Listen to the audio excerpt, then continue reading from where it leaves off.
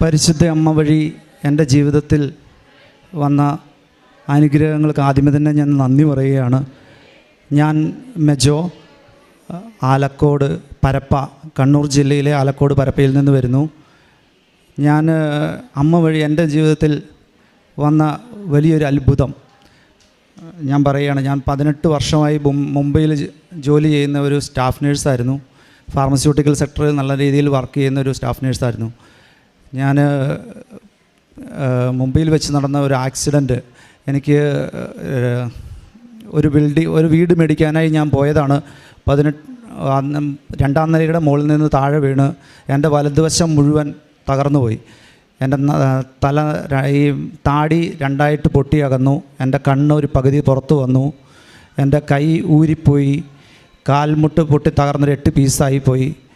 കാലിൻ്റെ പാദങ്ങൾ ഞുറുങ്ങിപ്പോയി. അങ്ങനെ കിടന്ന അവസ്ഥയിൽ എൻ്റെ പെങ്ങൾ ഇവിടെ ഉടമ്പടി എടുത്തിട്ട് പ്രാർത്ഥിക്കുന്ന അവസ്ഥയിലായിരുന്നു. ഉടമ്പടി എടുത്തിട്ടുണ്ടായിരുന്നു മുമ്പ്. അപ്പോൾ എനിക്കിതിലൊന്നും വലിയ വിശ്വാസമൊന്നും ഇല്ലായിരുന്നു. ഉടമ്പടി എന്താണെന്ന് എനിക്കറിയില്ലായിരുന്നു. അപ്പോൾ ഇത് ഞാൻ വീണ പാടെ പെങ്ങൾ എൻ്റെ ആ ഫോട്ടോയുമായി ഇവിടെ ഓടി വന്നു. മാതാവിൻ്റെ മുമ്പിൽ എൻ്റെ ഫോട്ടോ വെച്ചിട്ട് എനിക്ക് എൻ്റെ ആങ്ങളനെ തിരിച്ചു തരണം എന്ന് പറഞ്ഞ് അമ്മയുടെ മുമ്പിൽ പ്രാർത്ഥിച്ചു. ഈ സമയം എനിക്കവിടെ എനിക്ക് 17 HB ഉണ്ടായിരുന്ന 17 HB ഉണ്ടായിരുന്നു. ആ HB കുറഞ്ഞ് 10 ആയി. എന്നെ സർജറിക്ക് എടുക്കണമെന്ന് പറഞ്ഞു അവർ. എനിക്ക് HB 17 10 പോയി. എന്നെ സർജറിക്ക് എടുക്കണമെന്ന് പറഞ്ഞു. സർജറിക്ക് എനിക്ക് എടുക്കാൻ 24 ലക്ഷം രൂപ വേണമെന്ന് അവർ പ്രത്യേകം പറഞ്ഞു. 24 ലക്ഷം രൂപ എൻ്റെ കയ്യിലില്ല. അപ്പോൾ ആ അവസരത്തിൽ അവിടെ പെങ്ങൾ ഇവിടെ വന്ന് പ്രാർത്ഥിക്കുന്നുണ്ട്. ആ അവസരത്തിൽ എനിക്ക് അവിടെ ഒരു മാലാഖയെ പോലെ ഒരു നേഴ്സ് വന്നു.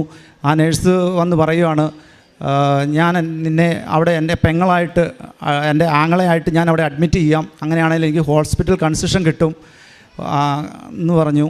അങ്ങനെ അവരവിടെ എന്നെ ആങ്ങളെയാന്ന രീതിയിൽ അഡ്മിറ്റ് ചെയ്തു. എനിക്ക് ആ ബില്ല് അവർ പ്രൊവിഷണൽ ബില്ല് 10 ലക്ഷം രൂപ കുറച്ച് തന്നു. അങ്ങനെ 24 ലക്ഷം എന്നുള്ളത് 14 ലക്ഷമാക്കി മാറി. 14 ലക്ഷം രൂപയാണെങ്കിൽ പോലും എനിക്ക് എടുക്കാനില്ല. ഞാൻ ഈ സമയത്ത് ഞാൻ ബോധം കെട്ട് കിടക്കുകയാണ്. എനിക്ക് ബോധമൊന്നുമില്ല കേട്ടോ. ഞാൻ ബോധമൊന്നും ഇല്ലാതെയായിരുന്നു. കോമ സ്റ്റേജിലാണ് ഞാൻ കിടക്കുന്നത്.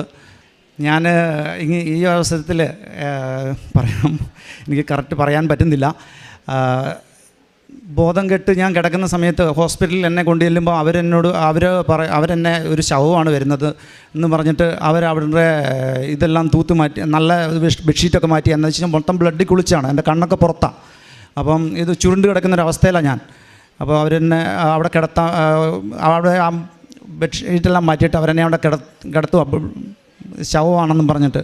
ആ അവസ്ഥയിലാണ് എനിക്ക് പൾസുണ്ട്, എന്നെ അഡ്മിറ്റ് ചെയ്യണമെന്ന് പറയുന്നത്. അങ്ങനെയാണ് എന്നെ അഡ്മിറ്റ് ആക്കുന്നത്. എൻ്റെ ആ സിസ്റ്റർ വകയെ എനിക്ക് 14 ലക്ഷം രൂപയാക്കി കുറച്ച് തന്നു. ഈ 14 ലക്ഷം രൂപയും കൊടുക്കാൻ എൻ്റെ കയ്യിലില്ല. അപ്പം പെങ്ങൾ ഇവിടെ പ്രാർത്ഥിക്കുന്നുണ്ട്. അന്നേരം ഒരു അച്ഛൻ എന്നെ കാണാനായിട്ട് ICUലേക്ക് കടന്നു വരിക. അച്ഛൻ എൻ്റെ അടുത്ത് വന്നിട്ട് എന്നോട് അടുത്ത് എൻ്റെ തോളത്തട്ടിട്ട് എന്നോട് പറയുക, നീ രക്ഷപ്പെട്ടിരിക്കുന്നു എന്ന് പറഞ്ഞു. അപ്പം രക്ഷപ്പെട്ടിരിക്കുന്നു എന്ന് പറഞ്ഞപ്പോൾ അത് കേട്ടാണ് ഞാൻ ബോധം തെളിയുന്നത്. ബോധം തെളിഞ്ഞ് കഴിഞ്ഞപ്പോൾ എനിക്ക് ഞാൻ കൈയൊക്കെ ചലിപ്പിച്ച് നോക്കി, എനിക്ക് അനക്കാൻ പറ്റുന്നില്ല. അപ്പോൾ ഞാൻ പറഞ്ഞു എനിക്കൊരു പേപ്പറും പേനയും വേണം. ആ പേപ്പറും പേനയും കൊണ്ടുവന്ന് തന്നു നേഴ്സ്. ആ പേപ്പറിൽ ഇങ്ങനെ ഞാൻ എഴുതി, എൻ്റെ കുറച്ച് സമ്പാദ്യങ്ങളൊക്കെ ഉള്ളത് എഴുതി, കുറച്ച് ഹെൽത്ത് ഇൻഷുറൻസും കാര്യങ്ങളൊക്കെ ഉണ്ടായിരുന്നു. 8 ലക്ഷം രൂപയുടെ ഹെൽത്ത് ഇൻഷുറൻസ് ഉണ്ടായിരുന്നു. അതൊക്കെ എഴുതി വെച്ചു. അപ്പം ഇത് കണ്ട ഡോക്ടർമാർ എന്നെ 2 പ്രാവശ്യം ഓൾറെഡി സ്കാൻ ചെയ്ത് കഴിഞ്ഞു. അവരുടെ വിചാരം എൻ്റെ തലയ്ക്ക് എന്തെങ്കിലും പറ്റിയിട്ടുണ്ട്. ഇത്രയും തലയെല്ലാം പൊട്ടിത്തകർന്ന ഒരാൾക്ക് ബ്രെയിൻ എന്തെങ്കിലും പറ്റിയിട്ടുണ്ടാവും. അപ്പം അവരെന്നെ സർജറി ചെയ്യാതെ ഒബ്സർവേഷനിലാണ് ICUയിൽ ഇട്ടിട്ടേക്കുന്നത്. അവരുടെ നിഗമനം അവർക്കും തെറ്റാൻ പാടില്ലല്ലോ. ഞാൻ അവിടെ അതിന് ശേഷം അച്ഛൻ വന്ന് എന്നെ കൈക്ക് പ്രാർത്ഥിച്ചിട്ട് പോയി. എനിക്കൊന്ന് വൊമിറ്റ് ചെയ്യണമെന്ന് പറഞ്ഞു. ഞാൻ വൊമിറ്റ് ചെയ്തൊരു 2 ലിറ്ററോളം ബ്ലഡാണ്. അവരുടെ വയറൊന്നും ചെക്ക് ചെയ്തിരുന്നില്ല. അവൻ്റെ തല മാത്രമേ നോക്കുന്നുണ്ടായിരുന്നുള്ളൂ.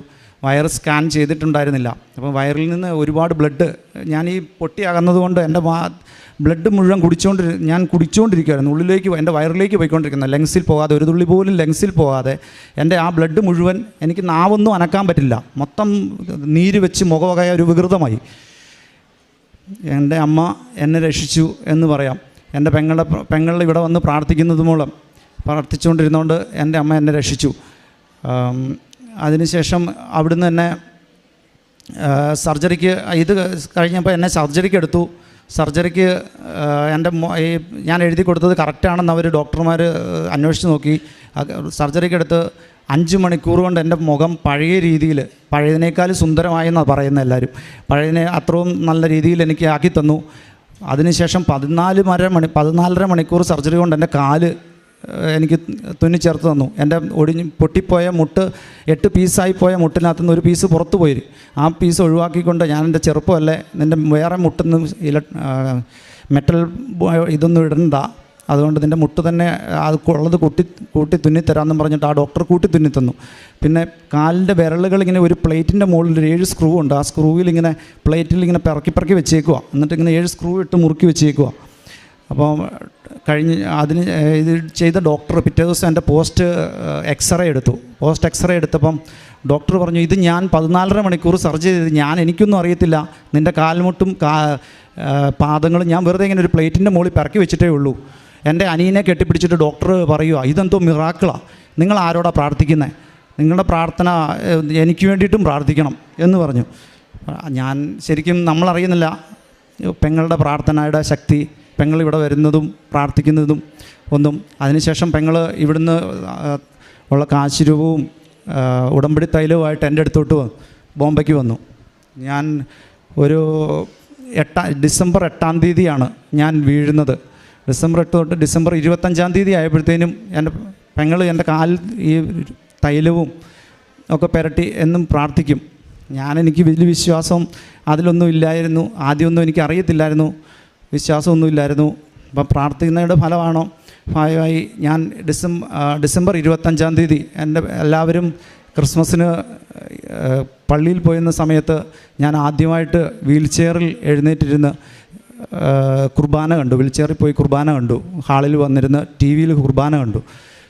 അതിനുശേഷം എൻ്റെ റിക്കവറി വളരെ ഫാസ്റ്റായിരുന്നു. ഏകദേശം 3 മാസം കൊണ്ട് ഞാൻ പൂർണ്ണമായും റിക്കവറായി. ഞാൻ വാക്ക് സ്റ്റിക്കിൻ്റെ സഹായത്തോടെ തിരിച്ച് ജോലിയിൽ കയറി. അതിനുശേഷവും എനിക്ക് ഉടമ്പടി ആയിട്ടുള്ള ഇതൊന്നും അറിയില്ല. പെങ്ങളിങ്ങനെ പോയിട്ടുണ്ട്. എന്നോട് പെങ്ങൾ പറഞ്ഞു, എടാ ഞാനിങ്ങനെ പ്രാർത്ഥിച്ചുകൊണ്ടാണ് നിനക്ക് ഇങ്ങനെയൊക്കെയുള്ള അത്ഭുതം ഉണ്ടായി, നീ വന്ന് സാക്ഷ്യം പറയണം. ഞാനത്ര വലിയ മൈൻഡൊന്നും ചെയ്തില്ല. അതിനുശേഷം 1 വർഷം കഴിഞ്ഞപ്പം എനിക്ക് ഏകദേശം നെക്സ്റ്റ് ഇയർ ആ സമയമായപ്പം എനിക്കൊരു ഉറക്കമില്ലായ്മയൊക്കെ വന്നു. ഒരു 8 ദിവസത്തേന് ഞാൻ ഉറങ്ങാതെ ഇങ്ങനെ കിടക്കുക. ഞാനോർത്തു ആദ്യം എന്തായിരിക്കും ഇങ്ങനെ ഉറങ്ങാതെ വരുന്നത്. അങ്ങനെ 8 ദിവസമായി എനിക്ക് പേടിയായി. എനിക്ക് ഒരു ഡിപ്രഷൻ സ്റ്റേജിലേക്ക് മാറുന്ന പോലെ എനിക്ക് തോന്നി. ഞാനൊരു നേഴ്സായതുകൊണ്ട് എനിക്ക് മനസ്സിലാവും.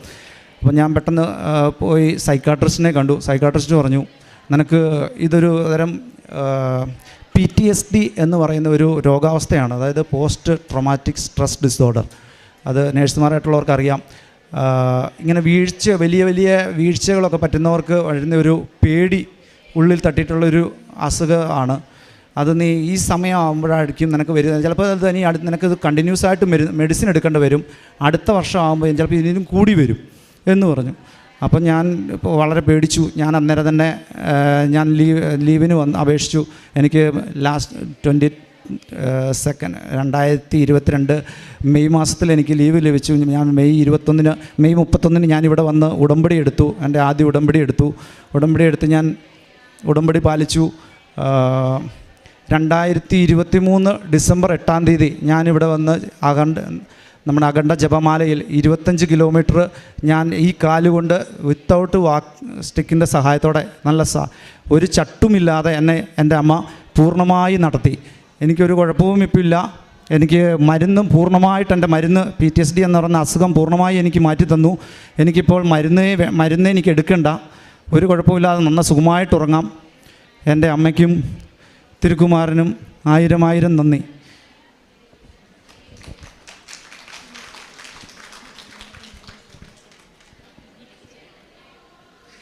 ഒപ്പം എന്നെ അന്ന് സഹായിച്ച എന്നെ നേഴ്സ്, അന്ന് എന്നെ ഹോസ്പിറ്റലിൽ അഡ്മിറ്റ് ചെയ്യുമ്പം സഹായിച്ച ഒരു നേഴ്സിൻ്റെ കാര്യം ഞാൻ പറഞ്ഞിരുന്നല്ലോ. ആ നേഴ്സിന് 10 വർഷമായിട്ട് കുട്ടികളില്ലായിരുന്നു. ഞാനന്ന് ഉടമ്പടി എടുക്കാൻ വരുമ്പം അവിചാരിതമായിട്ട് അവരും ഉണ്ട് ഇവിടെ ഉടമ്പടി എടുക്കാൻ വരുന്നു. അപ്പോൾ ഞാൻ ഒരു 5 നിയോഗം എൻ്റേത് എഴുതി. അപ്പോൾ എന്നാൽ പിന്നെ ഇവർക്കും വേണ്ടിയിട്ടും ഞാനെന്തെങ്കിലും പ്രാർത്ഥിക്കണമല്ലോ എന്ന് എഴുതി. അവരുടെ ഒരു നിയോഗമായിട്ട് അവർക്ക് മക്കളുണ്ടാകണമെന്ന് പറഞ്ഞ് ഞാനത് എഴുതി. ഇന്നിപ്പം അവർക്ക് കുട്ടിയുണ്ടായി, 10 മാസമായി, ഒരു ആൺകുട്ടിയെ കൊടുത്തു. ഒപ്പം ഞാൻ മുംബൈ സ്ഥിരതാമസമാക്കാൻ വേണ്ടിയാണ് വീട് വാങ്ങാൻ പോയത്. ആ വീട് എന്നുള്ള സ്വപ്നം ഉപേക്ഷിച്ചു. എൻ്റെ ഭാര്യ OET എഴുതി. അവൾക്ക് OET ലഭിച്ചു. അയർലൻഡിൽ പോയി. വിസയ്ക്ക് ചെറിയ തടസ്സമൊക്കെ ഉണ്ടായിരുന്നു. അതൊക്കെ ഞാൻ ഈ ഉടമ്പടിയിൽ എഴുതി വെച്ചിരുന്നു. അതെല്ലാം മാറ്റി എന്നെ ദൈവം അനുഗ്രഹിച്ചു. ഒപ്പം ഈ 8-ാം തീയതി, ഫെബ്രുവരി 8-ാം തീയതി എനിക്കും വിസ പറ്റി ഫാമിലിയായിട്ട് ഞങ്ങൾ അയർലൻഡിലേക്ക് പോവുകയാണ്.